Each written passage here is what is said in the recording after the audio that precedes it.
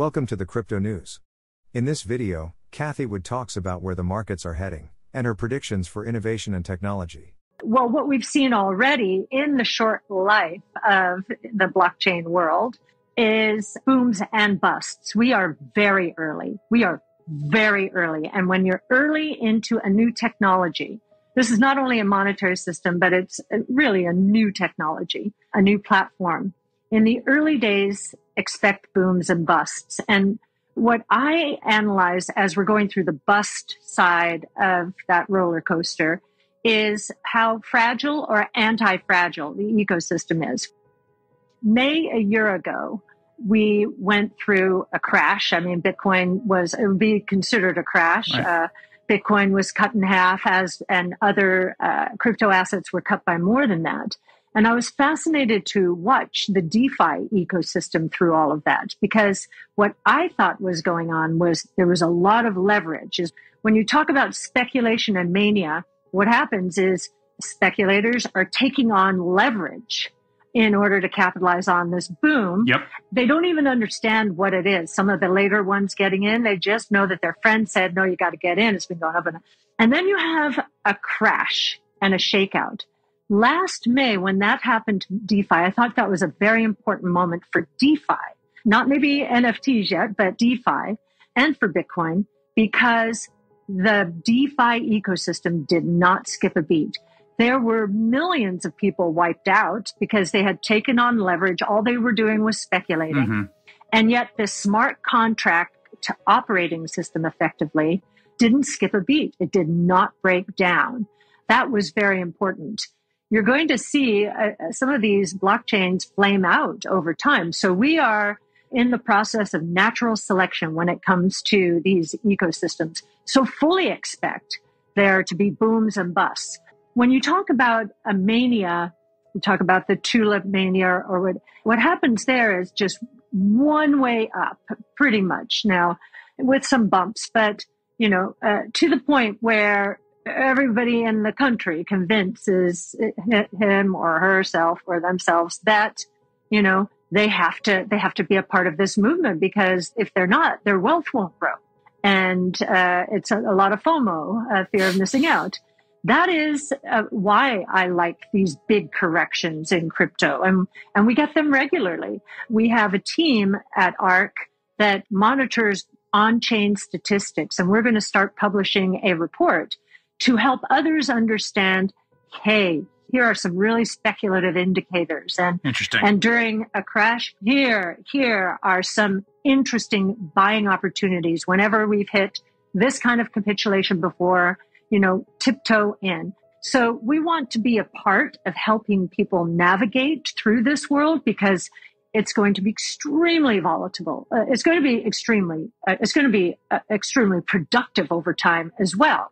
It's just we're in the nascent stages of an early technology. So if you look at Bitcoin, it is decentralized, and it is the most robust and secure network out there.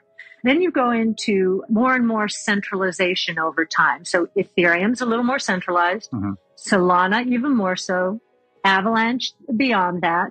And you keep going, and you're making trade-offs, decentralization for convenience.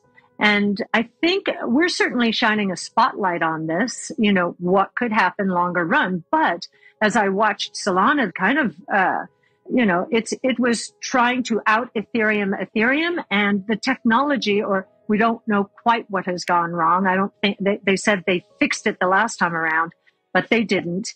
I think this single point of failure idea, when the technology is so critical to our digital lives, single point of failure, which is all around centralization, and we've seen it happen with Facebook and some of the others, is becoming more and more of a concern, especially if we're building our lives, including our careers, on top of these platforms.